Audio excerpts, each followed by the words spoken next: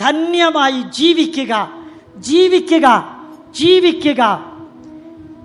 ഇന്ന് കൂടെ ഉള്ളവര് നാളെ കൂടെ ഉണ്ടാവണമെന്ന് നിർബന്ധമില്ല. ഇന്നോ നാളെയോ വിളക്ക് കെടുന്നു, പിന്നെയോ ശൂന്യമാം അന്ധകാരം. ആസ്വദിച്ചിടണം ഓരോ വരിയും. ആനന്ദ സന്ദേശ രസമധുരം. കാവ്യ പുസ്തകമല്ലോ ജീവിതം.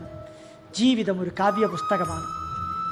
അത് ആസ്വദിക്കണം, ചിരിക്കാൻ പഠിക്കണം, ചിരിപ്പിക്കാൻ പഠിക്കണം. ധന്യമായൊരു ജീവിതം. തുടക്കത്തിൽ ഞാൻ പറഞ്ഞു, useful, purposeful, fruitful and meaningful. 16-ാം അധ്യായം പരമാവധി പഠിപ്പിച്ച് പ്രചരിപ്പിക്കുക. 16-ാം ബാക്കിയുള്ളതെല്ലാം ഉണ്ട്. 574 ശ്ലോകങ്ങൾ കൃഷ്ണൻ പറയുന്നതുണ്ട്. അതിൽ ഞാൻ മനസ്സിലാക്കിയ ഈ 24 എണ്ണത്തിൽ നരകം നിങ്ങൾക്ക് എങ്ങനെയാ ലഭിക്കുന്നത് കൃഷ്ണൻ പറയുന്നു. അധോഗതി എങ്ങനെയാ ഉണ്ടാവുന്നത് കൃഷ്ണൻ പറയുന്നു. തിന്മ ചെയ്യുന്നവർ സ്ഥിരമായിട്ട് തിന്മ ചെയ്യാൻ കാരണമെന്ത് കൃഷ്ണൻ പറയുന്നു. നരകത്തിലേക്കുള്ള 3 വാതിലുകൾ ഈ അധ്യായത്തിൽ പറഞ്ഞിട്ടുണ്ട്. കാമം, ക്രോധം, തഥാ ലോഭം. പിശുക്ക്, വാശി, അത്യാഗ്രഹം. ഒഴിവാക്കുക.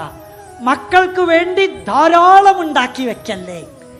അവർ വിയർത്ത് പണിയെടുത്ത് പഠിക്കട്ടെ. നിങ്ങൾക്ക് വേണ്ടി ജീവിക്കുക. നിങ്ങൾക്ക് വേണ്ടി ജീവിക്കുക. ആ ജീവിതമാണ് ധന്യം. ജീവിത ലക്ഷ്യം, മാർഗം പൂർത്തീകരിക്കണം. ഒരു പുതിയ മനുഷ്യനായി മാറുക. അതിന് ഈ അധ്യായം നിങ്ങളെ സഹായിക്കും. ഉറപ്പാണ്. പഠിക്കണം, പഠിപ്പിക്കണം. കുട്ടികൾക്ക് പറഞ്ഞു കൊടുക്കണം. വീട്ടിനകത്ത് മാറ്റമുണ്ടാവണം. കുടുംബ ബന്ധം ദൃഢമാവണം. നാരായണ ഗുരുദേവൻ പറഞ്ഞതുപോലെ വാദിക്കാനും ജയിക്കാനും ശ്രമിക്കരുത്. അറിയാനും അറിയിക്കാനും ശ്രമിക്കുക. ധന്യമായൊരു ജീവിതം. ഡേറ്റ് ഓഫ് ബർത്ത് ഉണ്ടെങ്കിൽ ഡേറ്റ് ഓഫ് ഡെത്ത് ഉണ്ട്.